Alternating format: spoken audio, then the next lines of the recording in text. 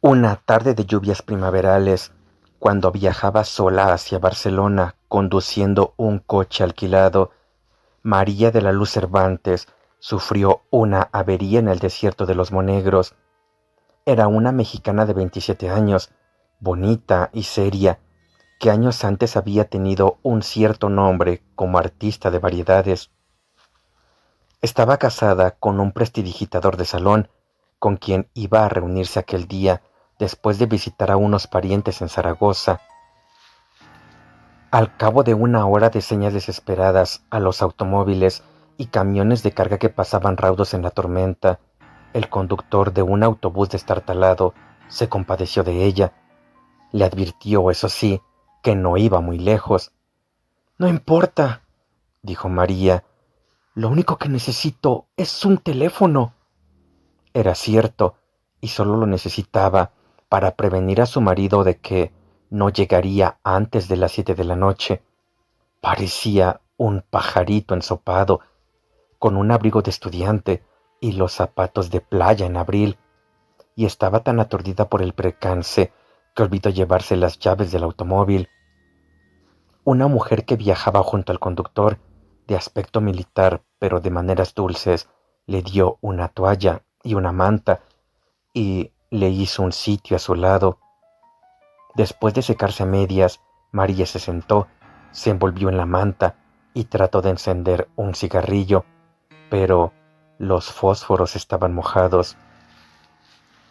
La vecina del asiento le dio fuego y le pidió un cigarrillo de los pocos que le quedaban secos. Mientras fumaban, María se dio a las ansias de desahogarse y su voz resonó más que la lluvia o el traqueteo del autobús. La mujer la interrumpió con el índice en los labios.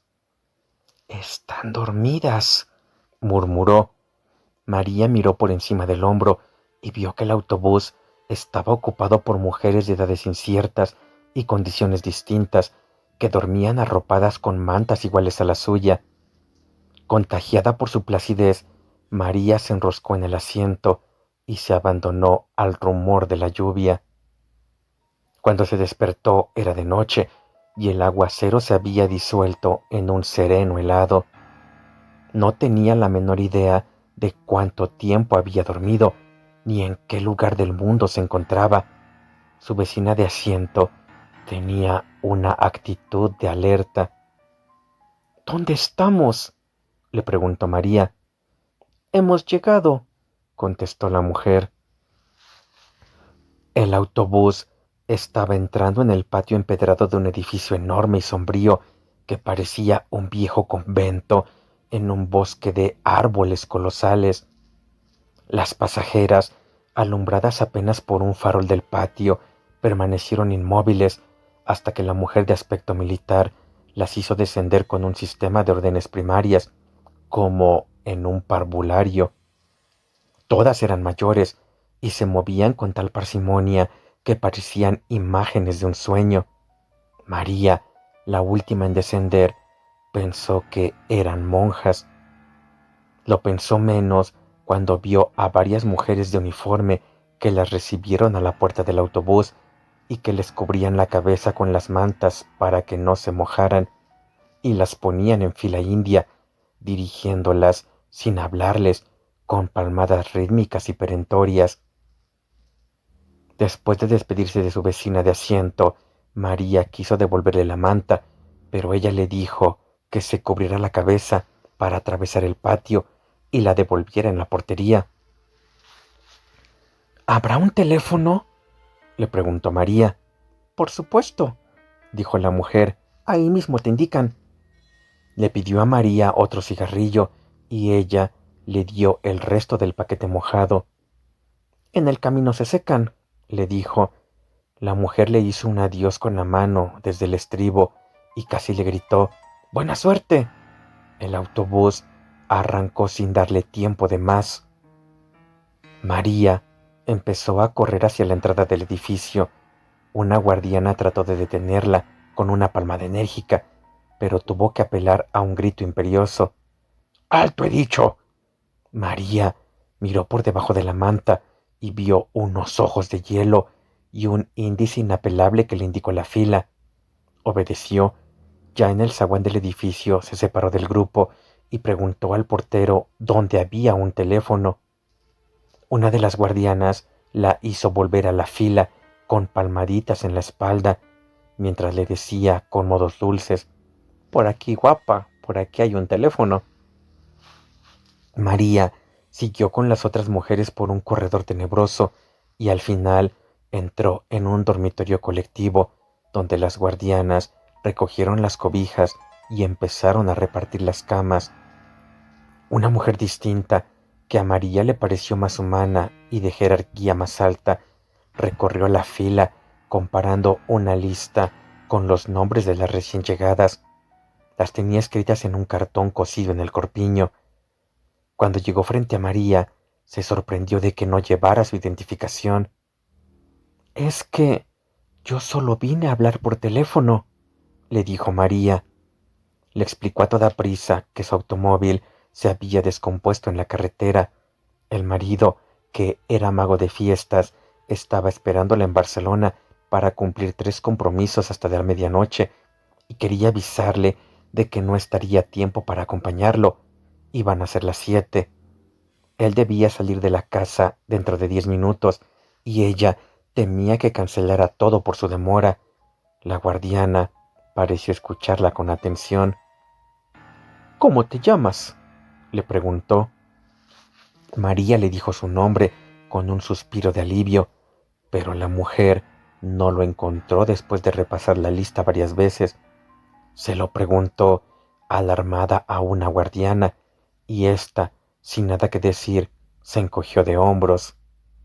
«Es que yo solo vine a hablar por teléfono», dijo María. «De acuerdo, maja», le dijo la superiora, llevándola hacia su cama con una dulzura demasiado ostensible para ser real. «Si te portas bien, podrás hablar por teléfono con quien quieras, pero ahora no, mañana». Algo sucedió entonces en la mente de María que le hizo entender por qué las mujeres del autobús se movían como en el fondo de un acuario. En realidad, estaban apaciguadas con sedantes, y aquel palacio en sombras, con gruesos muros de cantería y escaleras heladas, era en realidad un hospital de enfermas mentales. Asustada, escapó corriendo del dormitorio y antes de llegar al portón, una guardiana gigantesca con un mameluco de mecánico la atrapó de un zarpazo y la inmovilizó en el suelo con una llave maestra. María la miró, de través paralizada por el terror. «Por el amor de Dios», dijo, «le juro por mi madre muerta que solo vine a hablar por teléfono». Le bastó con verle la cara para saber que no había súplica posible ante aquella energúmena de mameluco a quien llamaban Herculina por su fuerza descomunal.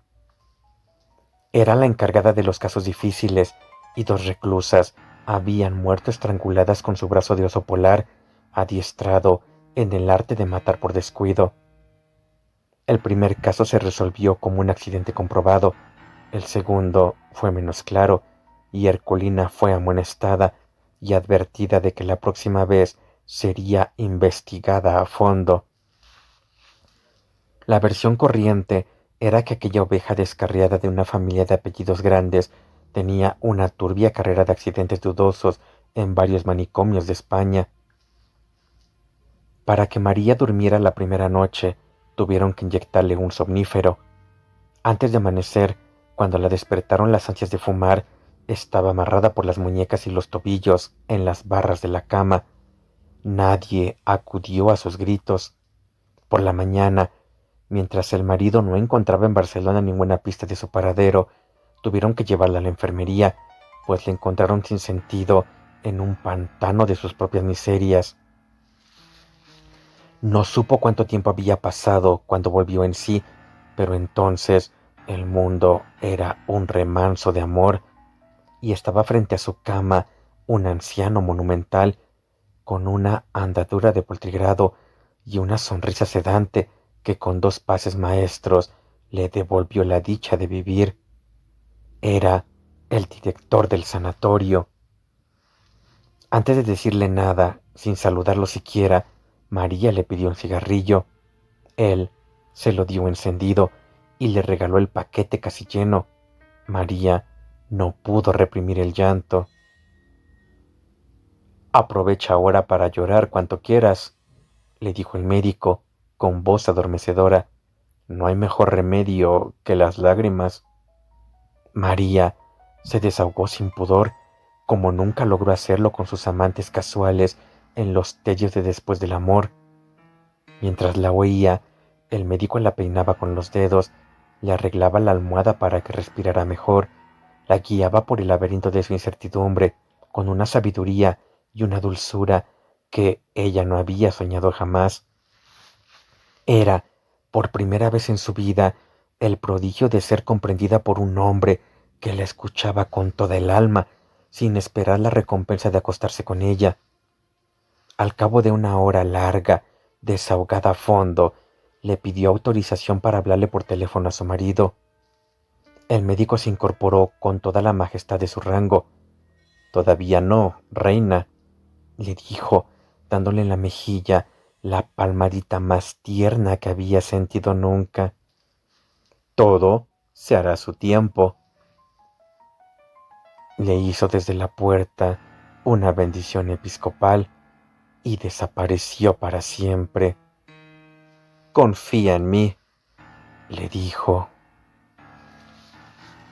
Esa misma tarde, María fue inscrita en el asilo con un número de serie y con un comentario superficial sobre el enigma de su presidencia y las dudas sobre su identidad. Al margen quedó una calificación escrita de puño y letra del director, agitada. Tal como María lo había previsto, el marido salió de su modesto apartamento del barrio de Horta con media hora de retraso para cumplir los 3 compromisos. Era la primera vez que ella no llegaba a tiempo en casi 2 años de una unión libre bien concertada, y él entendió el retraso por la ferocidad de las lluvias que asolaron la provincia aquel fin de semana. Antes de salir, dejó un mensaje clavado en la puerta con el itinerario de la noche. En la primera fiesta, con todos los niños disfrazados de canguro, prescindió del truco estelar de los peces invisibles porque no podía hacerlo sin la ayuda de ella. El segundo compromiso era en casa de una anciana de 93 años, en silla de ruedas, que se preciaba de haber celebrado cada uno de sus últimos 30 cumpleaños con un mago distinto. Él estaba tan contrariado con la demora de María que no pudo concentrarse en las suertes más simples. El tercer compromiso era el de todas las noches, en un café concierto de las Ramblas, donde actuó sin inspiración para un grupo de turistas franceses que no pudieron creer lo que veían porque se negaban a creer en la magia. Después de cada representación, llamó por teléfono a su casa y esperó sin ilusiones a que María le contestara. En la última, ya no pudo reprimir la inquietud de que algo malo había ocurrido. De regreso a casa, en la camioneta adaptada para las funciones públicas, vio el esplendor de la primavera en las palmeras del Paseo de Gracia y lo estremeció el pensamiento aciago de cómo podía ser la ciudad sin María. La última esperanza se desvaneció cuando encontró su recado todavía prendido en la puerta. Estaba tan contrariado que se le olvidó darle la comida al gato. Solo ahora que lo escribo caigo en la cuenta de que nunca supe cómo se llamaba en realidad, porque en Barcelona solo lo conocíamos con su nombre profesional, Saturno el Mago. Era un hombre de carácter raro y con una torpeza social irremediable, pero el tacto y la gracia que le hacían falta le sobraban a María. Era ella quien lo llevaba de la mano en esta comunidad de grandes misterios, donde a nadie se le hubiera ocurrido llamar a nadie por teléfono después de la medianoche para preguntar por su mujer. Saturno lo había hecho de recién venido y no quería recordarlo, así que esa noche se conformó con llamar a Zaragoza donde una abuela medio dormida le contestó sin alarma que María había partido después del almuerzo. No durmió más de una hora al amanecer. Tuvo un sueño cenagoso en el cual vio a María con un vestido de novia en piltrafas y salpicado de sangre, y despertó con la certidumbre pavorosa de que había vuelto a dejarlo solo, y ahora para siempre, en el vasto mundo sin ella. Lo había hecho 3 veces con 3 hombres distintos. Incluso él, en los últimos 5 años, lo había abandonado en Ciudad de México a los 6 meses de conocerse, cuando agonizaban de felicidad con un amor demente en un cuarto de servicio de la colonia Anzures. Una mañana, María no amaneció en la casa después de una noche de abusos inconfesables. Dejó todo lo que era suyo, hasta el anillo de su matrimonio anterior y una carta en la cual decía que no era capaz de sobrevivir al tormento de aquel amor desatinado. Saturno pensó que había vuelto con su primer esposo, un condiscípulo de la escuela secundaria, con quien se casó escondida siendo menor de edad, y al cual abandonó por otro, al cabo de 2 años sin amor. Pero no, había vuelto a casa de sus padres, y allí fue Saturno a buscarla a cualquier precio. Le rogó sin condiciones, le prometió mucho más de lo que estaba resuelto a cumplir, pero tropezó con una determinación invencible. Hay amores cortos y hay amores largos, le dijo ella, y concluyó, sin misericordia, este fue corto. Él se rindió ante su rigor. Sin embargo, una madrugada de Todos los Santos, al volver a su cuarto de huérfano, después de casi un año de olvido, la encontró dormida en el sofá de la sala, con la corona de azares y la larga cola de espuma de las novias vírgenes. María le contó la verdad. El nuevo novio, viudo, sin hijos, con la vida resuelta y la disposición de casarse para siempre por la Iglesia Católica, la había dejado vestida y esperando en el altar. Sus padres decidieron hacer la fiesta de todos modos. Ella siguió el juego, bailó, cantó con los mariachis, se pasó de tragos y, en un terrible estado de remordimientos, se fue a la medianoche a buscar a Saturno. No estaba en casa, pero encontró las llaves en la maceta de flores del corredor, donde las escondieron siempre. Esta vez fue ella quien se le rindió sin condiciones. ¿Y ahora, hasta cuándo?, le preguntó él. Ella le contestó con un verso de Vinicius de Moraes: el amor es eterno mientras dura. 2 años después, seguía siendo eterno. María pareció madurar, renunció a sus sueños de actriz y se consagró a él, tanto en el oficio como en la cama. A finales del año anterior habían asistido a un congreso de magos en Perpignan y de regreso conocieron a Barcelona. Les gustó tanto que llevaban 8 meses ahí y les iba tan bien que habían comprado un apartamento en el muy catalán barrio de Horta, ruidoso y sin portero, pero con espacio de sobra para 5 hijos. Había sido la felicidad posible hasta el fin de semana en que ella alquiló un automóvil y se fue a vivir a sus parientes de Zaragoza con la promesa de volver a las 7 de la noche. Al amanecer del jueves, todavía no había dado señales de vida. El lunes de la semana siguiente, la compañía de seguros del automóvil alquilado llamó por teléfono a casa para preguntar por María. No sé nada, dijo Saturno. Búsquenla en Zaragoza. Colgó. Una semana después, un policía civil fue a su casa con la noticia de que habían hallado el automóvil en los puros huesos, en un atajo cerca de Cádiz, a 900 kilómetros del lugar donde María lo abandonó. El agente quería saber si ella tenía más detalles del robo. Saturno estaba dándole de comer al gato y apenas si lo miró para decirle sin más vueltas que no perdieran el tiempo, pues su mujer se había fugado de la casa y él no sabía con quién ni para dónde. Era tal su convicción que el agente se sintió incómodo y le pidió perdón por sus preguntas. El caso se declaró cerrado. El recelo de que María pudiera irse otra vez había asaltado a Saturno por Pascua Florida en Cadaqués, a donde Rosa Regás los había invitado a navegar a vela. Estábamos en el Marítim, el populoso y sórdido bar de los Gartibine, en el crepúsculo del franquismo, alrededor de una de aquellas mesas de hierro con sillas de hierro, donde solo cabíamos 6 a duras penas, y nos sentábamos 20. Después de agotar la segunda cajetilla de cigarros de la jornada, María se encontró sin fósforos. Un brazo escuálido de vellos viriles, con una esclava de bronce romano, se abrió paso entre el tumulto de la mesa y le dio fuego.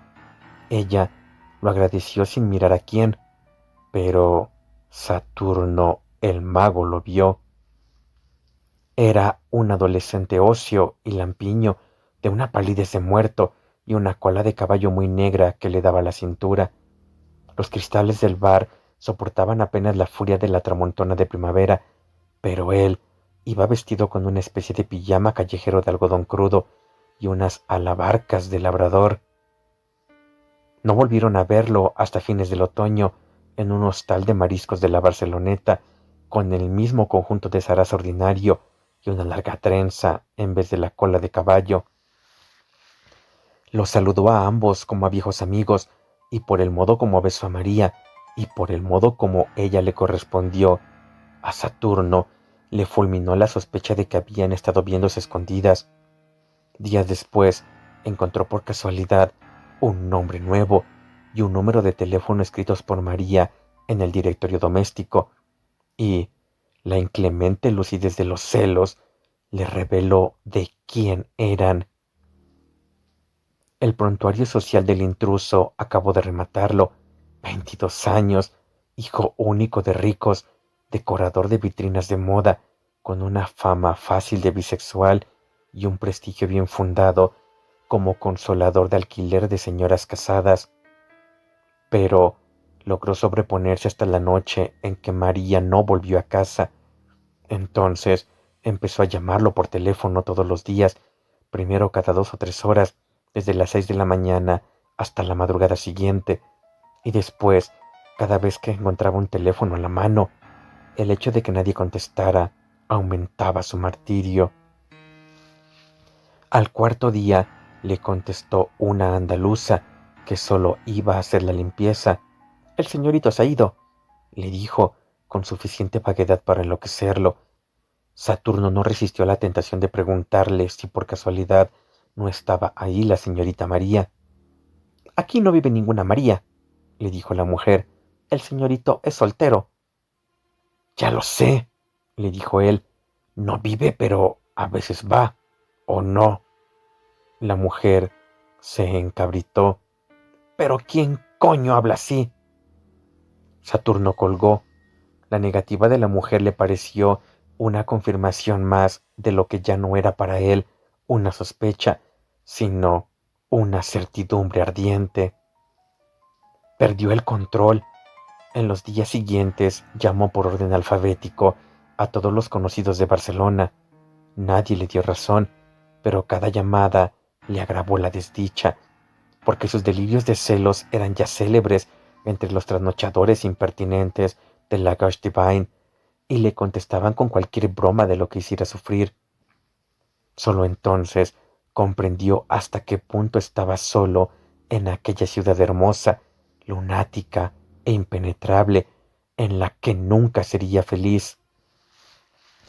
Por la madrugada, después de darle de comer al gato, se apretó el corazón para no morir y tomó la determinación de olvidar a María.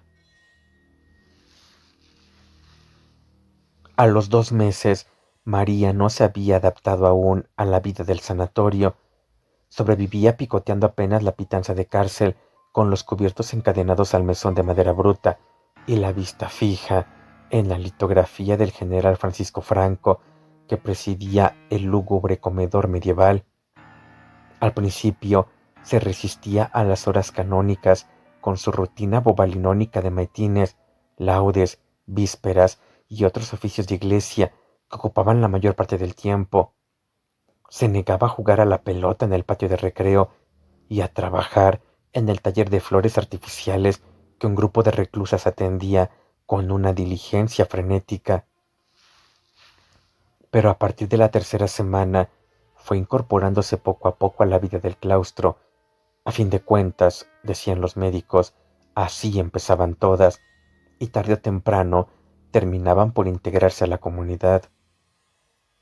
La falta de cigarrillos, resuelta en los primeros días por una guardiana que se los vendía a precio de oro, volvió a atormentarla cuando se le agotó el poco dinero que llevaba.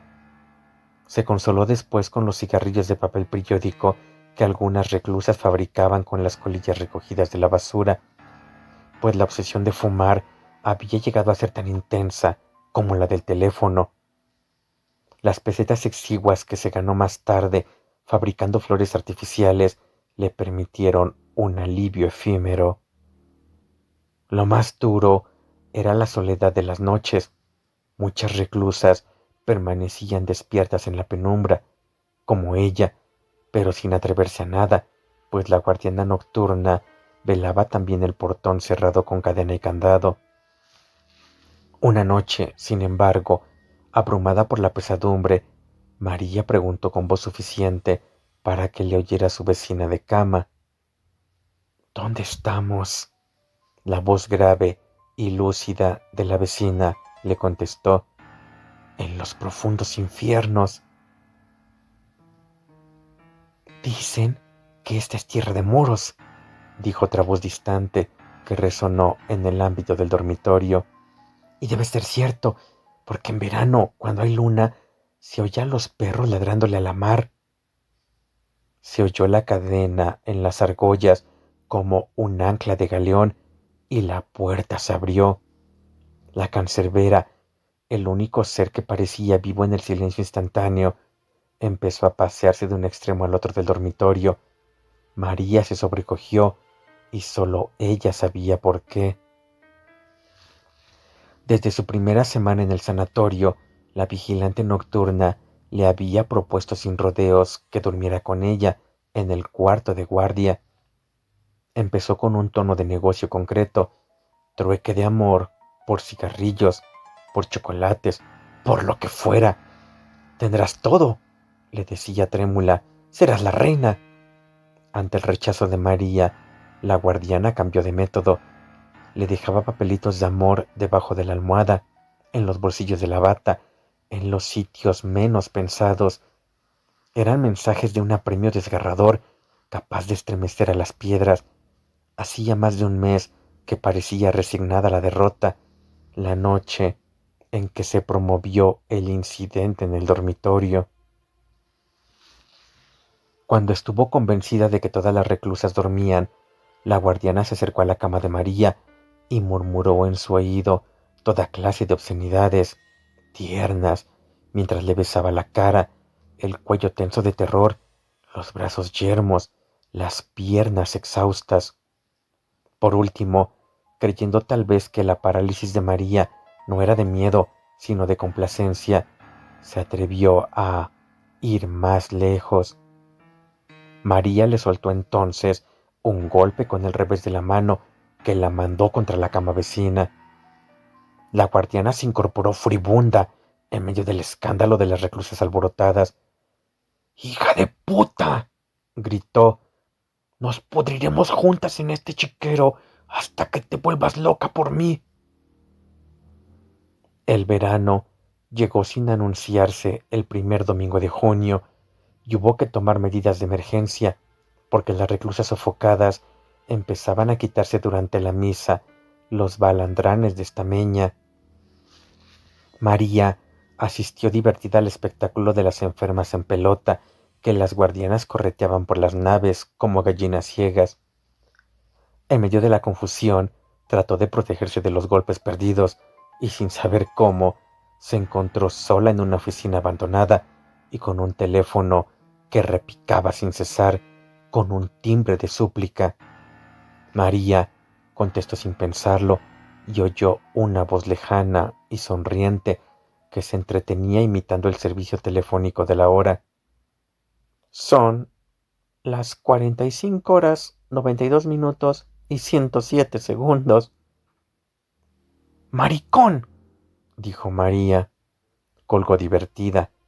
Ya se iba cuando cayó en la cuenta de que estaba dejando escapar una ocasión irrepetible. Entonces marcó 6 cifras con tanta tensión y tanta prisa que no estuvo segura de que fuese el número de su casa.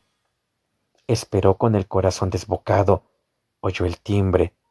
1 vez, 2 veces, 3 veces. Y oyó por fin la voz del hombre de su vida en la casa sin ella.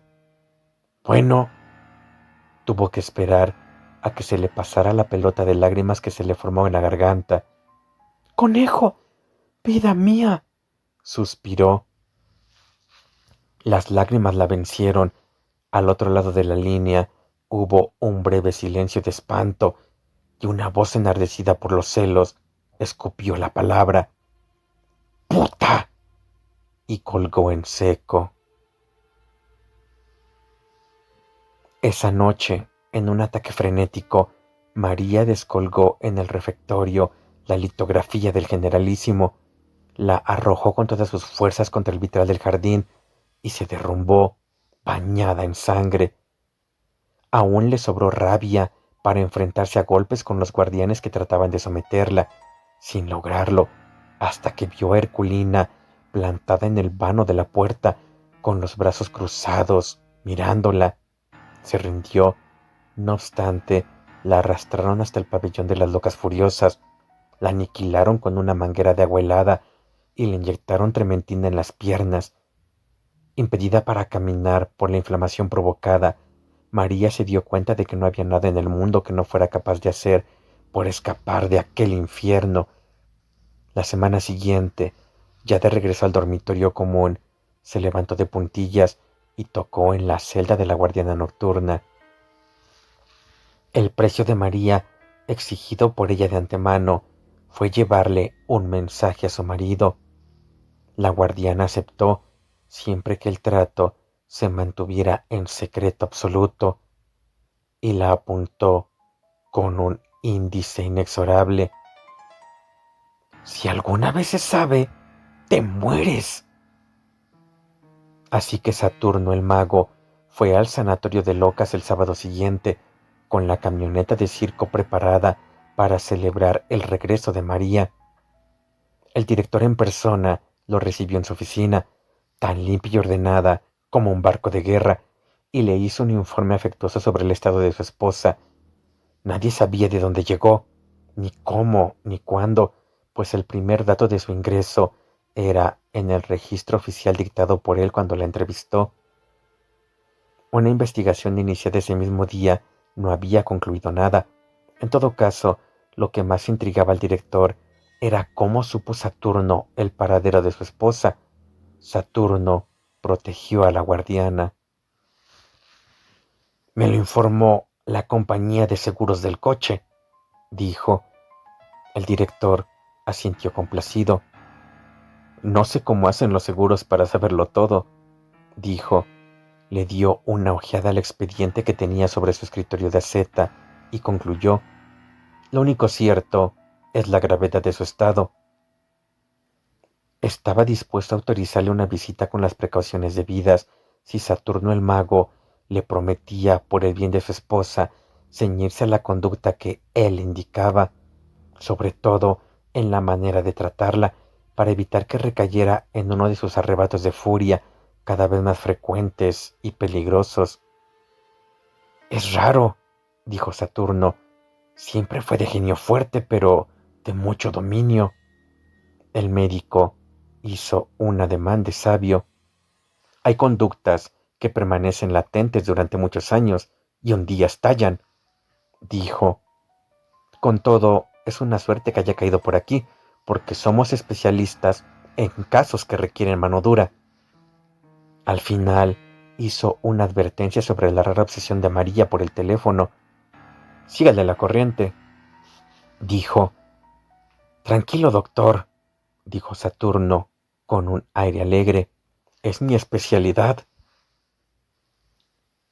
La sala de visitas, mezcla de cárcel y confesionario, era un antiguo locutorio del convento. La entrada de Saturno no fue la explosión de júbilo que ambos hubieran podido esperar. María estaba de pie en el centro del salón, junto a una mesita con 2 sillas y un florero sin flores. Era evidente que estaba lista para irse, con su lamentable abrigo color fresa y unos zapatos sórdidos que le habían dado de caridad. En un rincón, casi invisible, estaba Herculina con los brazos cruzados. María no se movió al ver entrar al esposo, ni asomó emoción alguna en la cara, todavía salpicada por los estragos del vitral. Se dieron un beso de rutina. ¿Cómo te sientes?, le preguntó él. Feliz de que al fin hayas venido, conejo, dijo ella.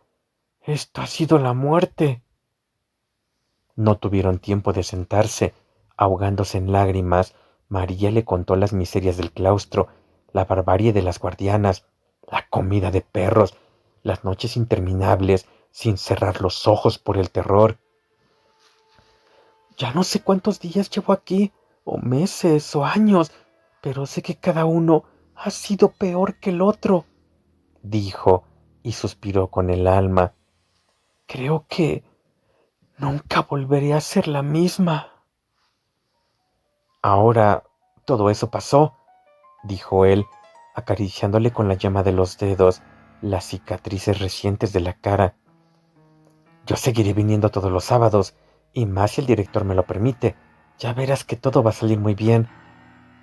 Ella fijó en los ojos de él sus ojos aterrados. Saturno intentó sus artes de salón, le contó, en el tono pueril de las grandes mentiras, una versión dulcificada de los propósitos del médico. En síntesis, concluyó, aún te faltan algunos días para estar recuperada por completo. María entendió la verdad. ¡Por Dios, conejo!, dijo atónita. No me digas que tú también crees que estoy loca. ¿Cómo se te ocurre?, dijo él, tratando de reír. Lo que pasa es que será mucho más conveniente para todos que sigas un tiempo aquí, en mejores condiciones, por supuesto. Pero si ya te dije que solo vine a hablar por teléfono, dijo María. Él no supo cómo reaccionar ante la obsesión temible. Miró a Herculina. Esta aprovechó la mirada para indicarle en su reloj de pulso que era tiempo de terminar la visita. María interceptó la señal, miró hacia atrás y vio a Herculina en la tensión del asalto inminente. Entonces se aferró al cuello de su marido, gritando como una verdadera loca. Él se la quitó de encima con tanto amor como pudo y la dejó a merced de Herculina, que le saltó por la espalda. Sin darle tiempo para reaccionar, le aplicó una llave con la mano izquierda, le pasó el otro brazo de hierro alrededor del cuello y le gritó a Saturno el mago: ¡Váyase! Saturno huyó despavorido. Sin embargo, el sábado siguiente, ya repuesto del espanto de la visita, volvió al sanatorio con el gato vestido igual que él, la malla roja y amarilla del gran leotardo, el sombrero de copa y una capa de vuelta y media que parecía para volar. Entró en la camioneta de feria hasta el patio del claustro y allí hizo una función prodigiosa de casi 3 horas que las reclusas gozaron desde los balcones con gritos discordantes y ovaciones inoportunas. Estaban todas, menos María, que no solo se negó a recibir a su marido, sino inclusive a verlo después de los balcones. Saturno se sintió herido de muerte. Es una reacción típica, lo consoló el director. Ya pasará. Pero no pasó nunca. Después de intentar muchas veces ver de nuevo a María, Saturno hizo lo imposible para que recibiera una carta, pero fue inútil. 4 veces la devolvió cerrada y sin comentarios. Saturno desistió. pero siguió dejando en la portería del hospital las raciones de cigarrillos sin saber siquiera si llegaban a María, hasta que lo venció la realidad. Nunca más se supo de él, salvo que volvió a casarse y regresó a su país. Antes de irse de Barcelona, le dejó el gato medio muerto de hambre a una noviecita casual que además se comprometió a seguir llevándole los cigarrillos a María, pero también ella desapareció. Rosa Regás recordaba haberla visto en el Corte Inglés hace unos 12 años, con la cabeza rapada y el balandrán anaranjado de alguna secta oriental, y encinta a más no poder. Ella le contó que había seguido llevándole los cigarrillos a María siempre que pudo, hasta un día en que solo encontró los escombros del hospital, demolido como un mal recuerdo de aquellos tiempos ingratos. María le pareció muy lúcida la última vez que la vio, un poco pasada de peso y contenta con la paz del claustro. Ese día le llevó el gato porque ya se le había acabado el dinero que Saturno le dejó para darle de comer.